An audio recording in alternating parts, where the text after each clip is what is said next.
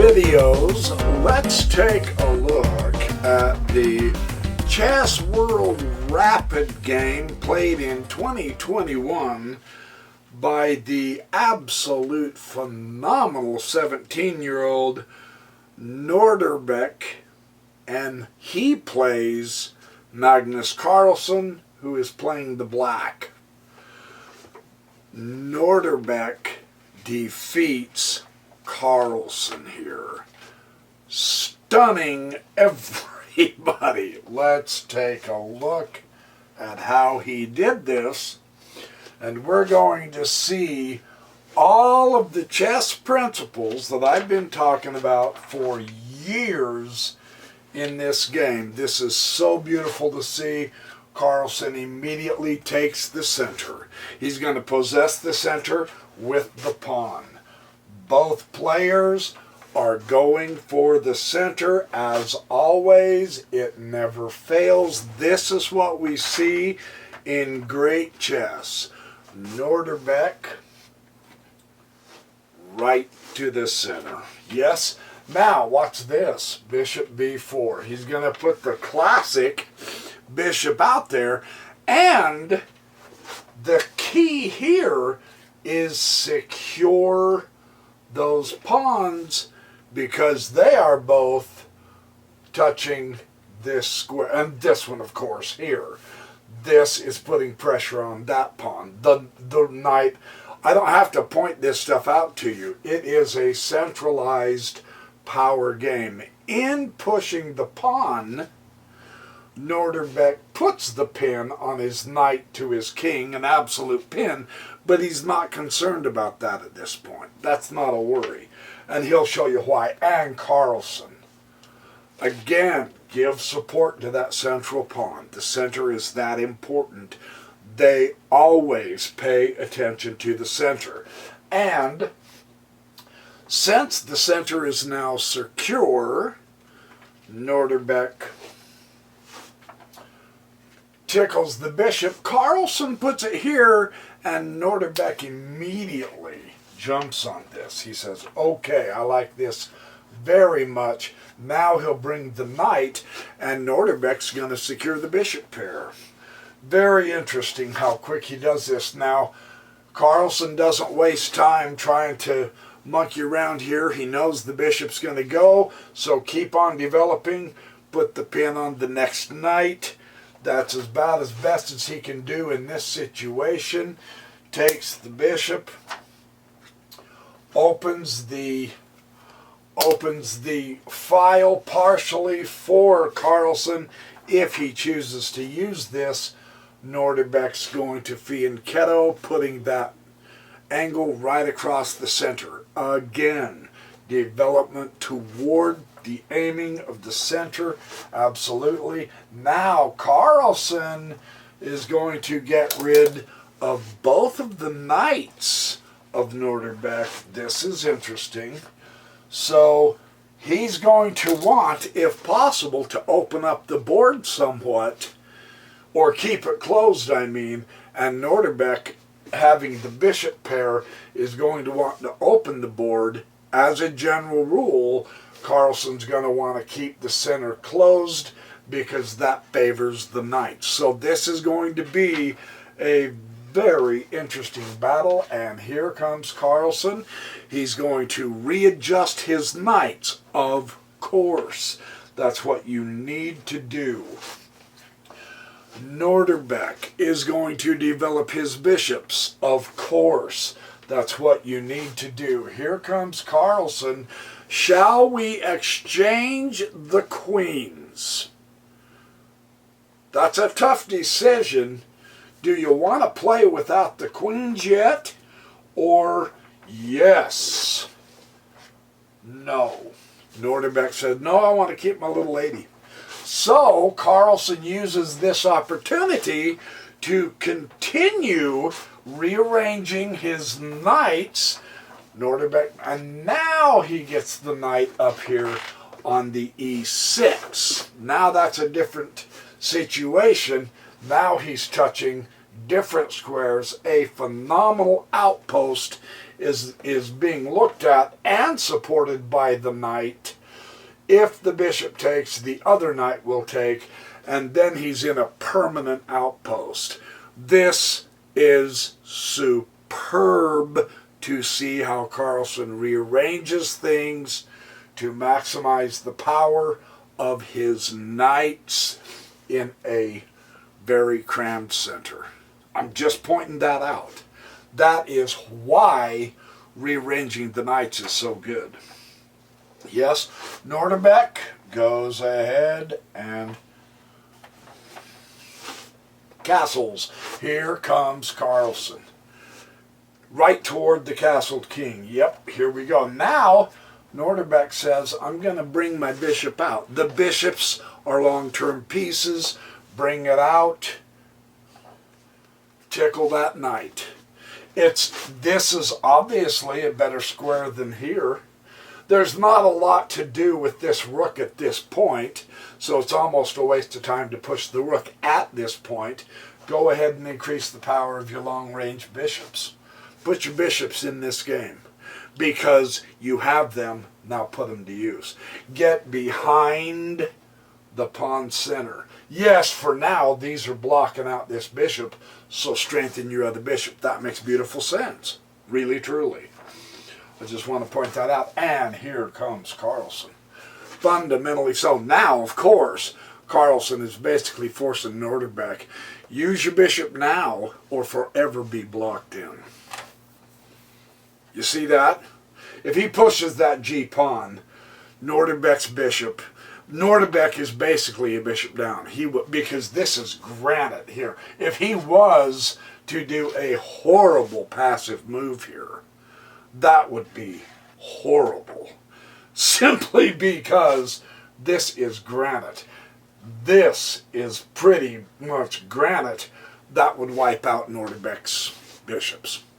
You see that? So do not play passively. And he doesn't. He swaps the knight. That is the correct, essentially that's the only move Nordirbek had, and he did that masterfully. The 17-year-old knows how to play chess. And now, keep on going on the side. Look, the center, for all intents and purposes, nothing is coming through it yet. Carlsen hasn't declared the center just yet. And now look at how Carlsen plays. He's going to once again rearrange his knight. Apparently, this outpost here, now look. This outpost here really, I mean, it is a fantastic outpost, but he's castled on this side. Yes? Of course, it does give him access to here. Well, he's got a, yeah. Carlsen went back. Carlsen went back. Let's see what Nordirbek does with it. Kablam. Getting more space. Push the pawns. Push the pawns. Here we go. Well, that's going to force an exchange of pawns, which is going to open up some files, which is the only real way to get to a king, is open up the files, right? And now the knight comes back out. Now, there are a few options. One thing we see, now I emphasize files. There's no question about that. Well, okay, check. But to spitefully do a check like that really doesn't help you. Your knight sucks, so get him into the game. Remember, one piece checks on a king does not win a game. An entire army coordinated wins the game. So Carlsen is going to strengthen his knight again. We're in the middle game. Get him off his home square. That move is a wonderful move. And Nordirbek takes the opportunity to get off the file. Yeah, I mean, now that Carlsen's going to start marching, take your king off the file. There's no reason to leave him on there. And here comes Carlsen. Now you're saying, holy cow, it's an attack. What the heck? He wants to exchange queens really bad, right? Because he's got the open file. And he will have a pretty decent attack once he castles queenside. So for Carlsen, he's not against the idea of opening the H file here. If Nordirbek swaps queens. Nordirbek does something phenomenal.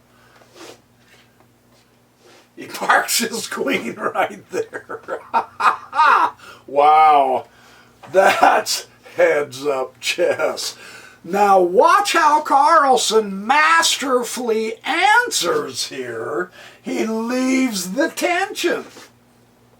And yet, he bumps the pawn, so if Nordirbek exchanges, he'll exchange and he'll have a file. Although they'll fight for it.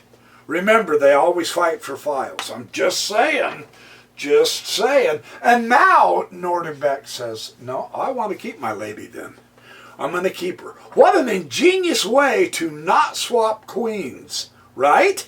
That was really fun to see. And now here we go. So, Carlsen has castled queenside. This is going to be a fight. It's already a fight. And Nordirbek closes the center. Oh, wow. Fantastically interesting. Very interesting how he does this. Because his king has weaknesses all around him. He doesn't want to open it up, so close it. That makes sense, doesn't it? Don't open this up. Keep it closed if you at all can. Because you got rooks and queens coming at you, man. You don't need to be opening files. That's a wonderful lesson to see this. That was wonderful. And Carlsen. Push that H-pawn. Heck yeah, man. You've got it double supported. Push the pawn. Absolutely. And Nordirbek says, okay, hold on. Hold on. Let's take a look here. Bump the queen to H5, of course. Bump the queen to H5. And now Nordirbek puts a rook on an outpost, getting to the base of Carlsen's pawn chain. Yes, it's supported by the knight at this point, but that's a great move. You got the file, use it. Where have I said that before? I've never said that in my video before. This is getting very excellent. I have said this 1,000 times. I will say it another 1,000 because this is how the great players play. Don't give your opponent the file, for Pete's sake. If the position calls for it, don't give him the file. The position calls for it. Don't let him have that file. There's no way you need to do that. That's weak chess. And I've said before in previous videos, they will fight for the files to the point of where they swap all their rooks, rather than let their opponent have an open file. That's correct. Yeah, we are seeing this right at it. Rook will take the rook. No question about it. And now rook will retake the rook and have a fabulous outpost? No. Nordirbek does something even more interesting. Take it with the pawn. Passed pawn, decently advanced, with the rook behind it pushing it in. Rooks belong behind passed pawns. Nordirbek makes a great exchange here. Now he's got some real power. You want proof? Look at Carlsen's reaction. Of course. Very nice. But the rooks belong behind passed pawns, and you must blockade passed pawns. They're playing this correctly, right? Watch. It's a passed pawn, man. Push it. Push it all the way. What this does is it, hopefully for Nordirbek, in his mind, is he's going to make Carlsen play defensive chess. passive defensive chess. See, the rook of Carlsen now is passive. Nordirbek has all the power on this isle because he's got that passed pawn. That's the most dangerous piece in the game right now. Is it any wonder that they're both focusing on it? The power of passed pawn. Nimzovich was right. The power of passed pawns. You want to see more proof? Carlsen absolutely has to get rid of that passed pawn. Right now, all else is irrelevant. Isn't that fun to see? That's really interesting to see how that passed pawn gets all of the magnificent powers focusing on it. All of them, as much as possible. That's fantastic. This is a great lesson. This is not a joke. You have to do this, man. And Nordirbek knows that the pawn is gone. And in the process, rooks are going to be exchanged. So, give yourself the chance, see far enough in advance to get rid of that pawn also. This is fabulous chess. This is just fabulous chess. There goes the pawn. Of course. There was never any question that was going to happen. Rook takes the rook. Of course. Queen takes the rook. Of course. And now, rather than leaving your opponent with his own power pawn, even though it's not passed, go ahead and exchange it. This is sensational chess. Blink, there's the post. Not permanent, not necessarily totally useful, but it is a better square. Remember, we're always trying to improve our position from here. You've got to get the whole army in. Okay, your queen is doing her job, has done her job. She's keeping the king down here. Improve the lot of the knight. You got to. That move is a wonderful move, without question. Rearrange your bishop. Look. Look. Yes, your queen's on the side. It's all good.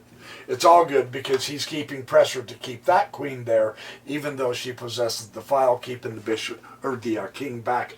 That's true. But your bishop is hitting concrete here. So, put him in a better place. If that means you take one or two moves to rearrange your piece to put it in a better position, then do so. It's all fabulous chess that we're seeing here. And Carlsen pushes the c pawn. So the b will take the c. And the b will take the c. So Carlsen has the advantage with the pawns. You see that? He's up. He's up in the game. And the position favors his knight very well.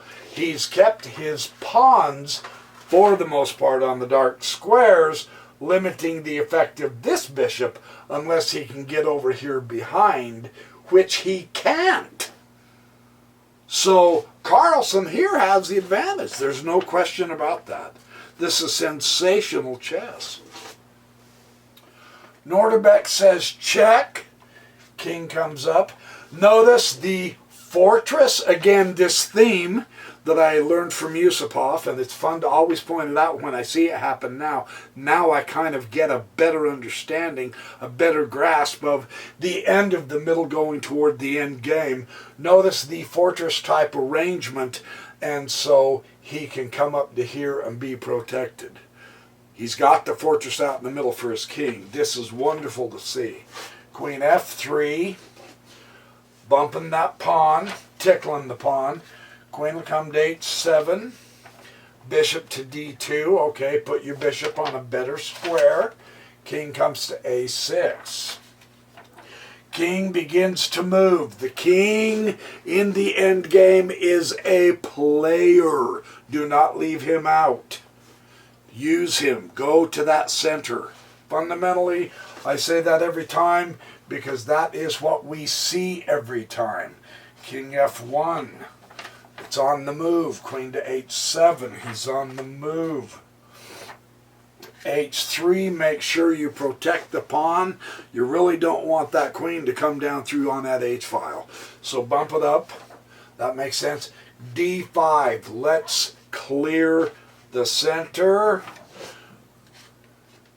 Nordirbek ignores, notice, ignores the attempt at opening the center. Put his queen where? On a much better square. And offering to exchange queens. Now it's Nordirbek's opportunity to ask Carlsen, what do you think? Should we get rid of the ladies? The interesting thing is Carlsen has the advantage in the pawns, except for that little squirt. See the power of the passed pawn, you guys. This is not a joke. I'm telling you, Carlsen had better not exchange that queen. Because the knight, remember, he's got the bishop of the color of the queening square. So this tells you why Carlsen is not going to exchange those queens yet. That would lose the game. Interesting, isn't it? You gotta pay attention to the color of the bishops, your queening squares. Don't exchange, and he doesn't. He comes to G8. Excellent. Now you can go ahead and exchange. Nordirbek just wanted to make sure Carlsen wasn't going to make a flub, and of course we're talking Magnus Carlsen, world champion. He's not going to make a flub. E takes, and now the queen takes. And that's why he went to G8 instead of H8, because he can mop up in the center and make sure he tries to keep ahead in the pawn majorities, even though Nordirbek's caught up now. They each have 3 pawns. This is getting really interesting. And what do? The king is a fighting piece. Put the king in the game. Truly, all the great players do this. King b5, and you're going, wait a minute. What is Carlsen doing putting his king in front? He wants to lead his pawn in. There's not a lot of other pieces that's going to attack his king at this point.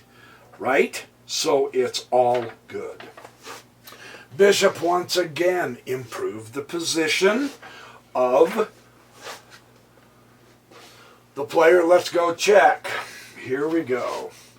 The bishop beautifully is put between. That's wonderful. This is very interesting. King comes to contact the opposing pawn, blockade it. No, it's not a pass pawn because this little squirt. But notice how he is keeping contact with the winning materials. Very interesting. Nordirbek says, hey, let's get the pawn out of danger. Carlsen says, hey, let's clarify this situation a little more. Let me put my pawn on a square to where the pawn is covered, and yet we can clarify this even a little better in the center. This is really good stuff here. So, he exchanges. Very interesting. Queen got the knight covered. Queen's not going to take the queen, but he is once again. Notice Nordirbek is offering to swap queens. Of course. When you have a passed pawn in the end game, you can swap queens. And Carlsen had better not swap the queen. And he does not. He does not do so. No way. And Nordirbek keeps on marching. Wow. Here we go. This is great endgame material, isn't it? Go, buddy, go. Now let's go to here and get a discovery check, potentially. Notice the tactic here. You gotta pay attention to stuff like this. And Nordirbek is going to say, no thanks, I'm not in the mood. Centralize your bishop. Notice how essentially now it's Nordirbek who has this little bit of nice castle, so to speak, fortress in the center to help his king out. All the pieces are in connection and contact except for this little sword, right?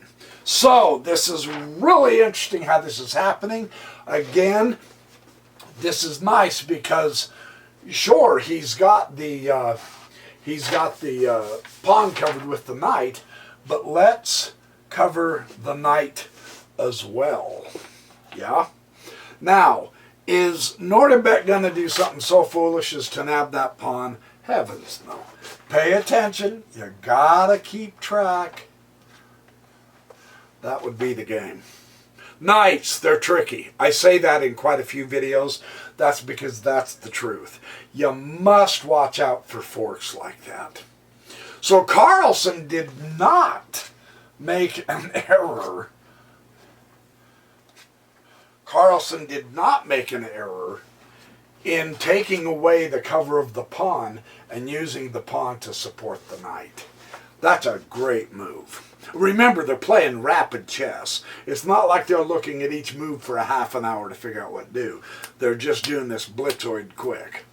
This is fabulous. 15 minutes and then you get 10 seconds per move at the end. Yeah, this is fun stuff. So, here we go. And Nordirbek keeps right on trucking.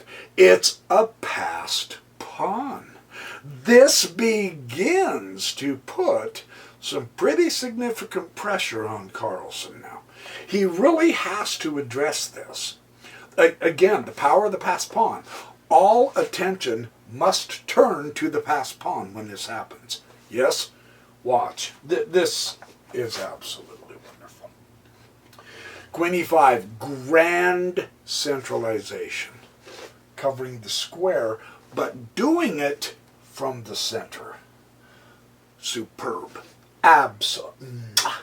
Magnifico. Is it any wonder this guy is the world's best? No, it's not. Now, King f1. Notice how careful Nordirbek is to avoid knight forks the way he's going to move his king. This is fantastic. Rather than make a beeline across, he can't here anyway, but watch how carefully he moves.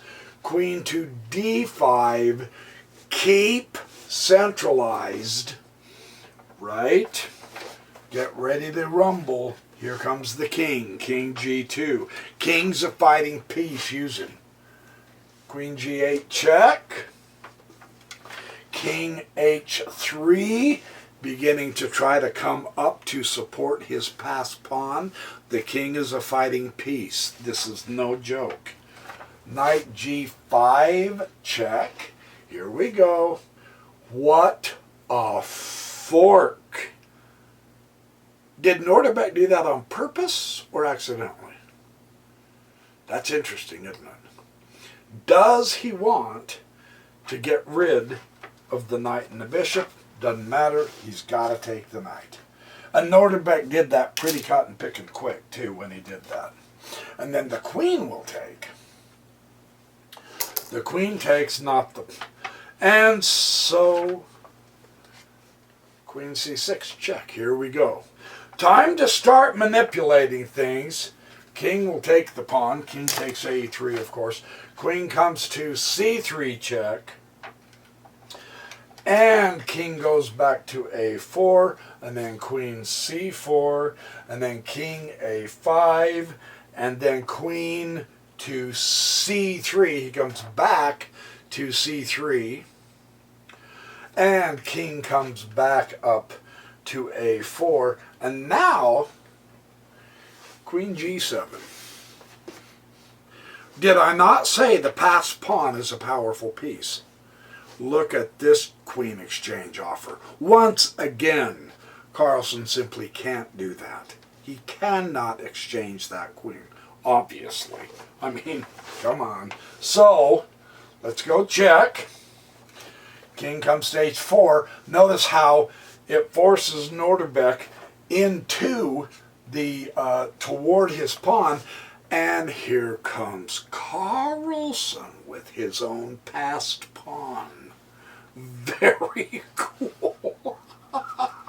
Wow. So,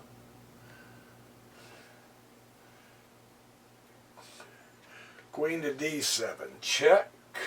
Make sure I do this right. Okay. Notice that Carlsen has a little bit of a fortress to help shield his king now, too. Isn't it fascinating how they're both doing this? Uh-oh. It's a passed pawn, man. Get it as far up the board you can. Carlsen cannot not guard this square. Now he's getting pressure. This is incredible. And sure enough, Carlsen must. There's no question. Now, notice where he's guarding it from, the center where all power radiates from. That's wonderful chess. Even in the end game, Nimzovich, again, hundreds of years ago, well, 100 years ago, said, always try to get in the center because it radiates the greatest power, even in the end game. Beautiful. Here we go. So, King G4, contact the opponent's pawn.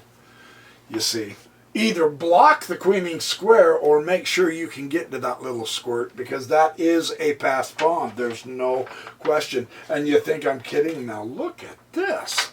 Carlsen keeps pushing the pawn.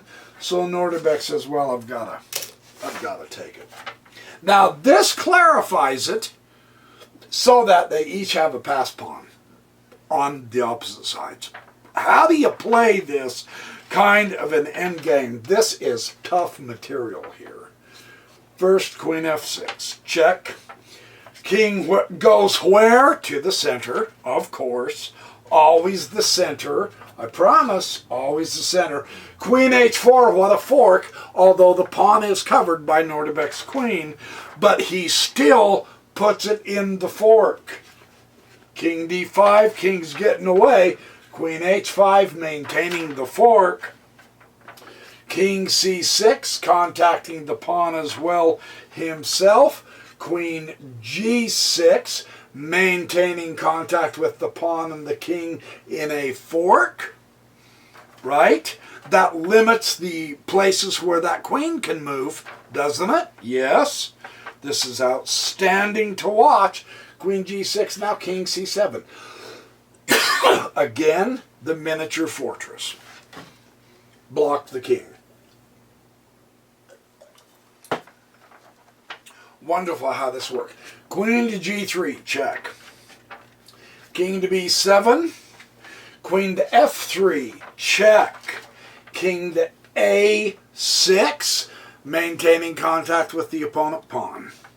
Because that is a passed pawn. Nothing will stop it from going in. So this is awesome to see. Queen to F6, check. King to A7, come back. Queen to F2, check. King to B7, come back. Queen to F3, check. Queen to C6. Wow, what a move.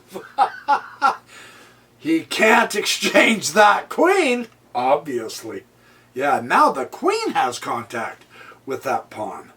And if he can get the king up here to bump as well, then he can eliminate Carlsen's passed pawn. That's why that's such a phenomenal move. How do you play this guy, man? He is just playing masterfully. Okay, hold on. Fantastic fork. Queen F7. Maintain contact with that passed pawn. Put the king in check. This is wonderful. Yes. You had to have seen that. Queen C7, right? So now back down to Queen F3 check. And back up to, now he's contacting the pawn. If he can get that queen contacting that pawn, this game's over, right? So here we go. King A6, Queen A8. Look at this. Check. Is Carlsen Carlsen. Nordirbek in trouble? No, he just gets out of check for the moment. It's all good. And now, the power of the passed pawn. You must address that. You can never lose sight of that. This is why Carlsen has been maneuvering the way he has. We see what a fabulous illustration. This is the power of a passed pawn. So let's go check to the king. King comes to a3. Let's go queen d3, check to the king. And let's go king a2. And now let's go king c5. Now this is interesting. The way to checkmate a king is with both. The king is a fighting piece. There's no point in continuing just idly checking the king, because if you repeat 3 times, you have a draw, but he has a passed pawn. One false move and Carlsen's done. So, keep your king in the game. What a beautiful illustration of this. Keep your king in this game. It is a fighting piece. Notice he didn't take the pawn yet. Watch why. This is utterly incredible. b4, queen d2, check, king a1,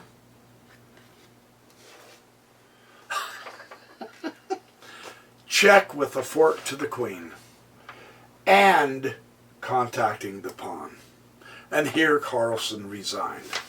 What a fantastic way to beat Carlsen with such a beautiful tactic.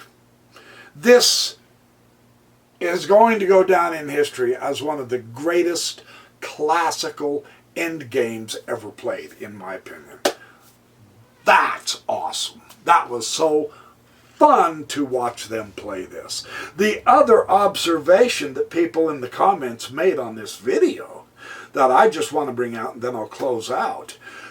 Nordirbek was ahead of Carlsen on clock time the entire game. There was a couple of times when Carlsen was right down to 1 second left before he had to make a move. Nordirbek never ever got that low, and his clock always had more time. This kid is a sensation. We're going to keep our eyes, of course, on both of these absolute world-class players. So there's your Backyard Professor video for chess. Thanks for watching. Be good, do well, have fun, make lots of friends, be happy, stay calm, and eat well. And I will see you in the next Backyard Professor chess video. Ta-ta!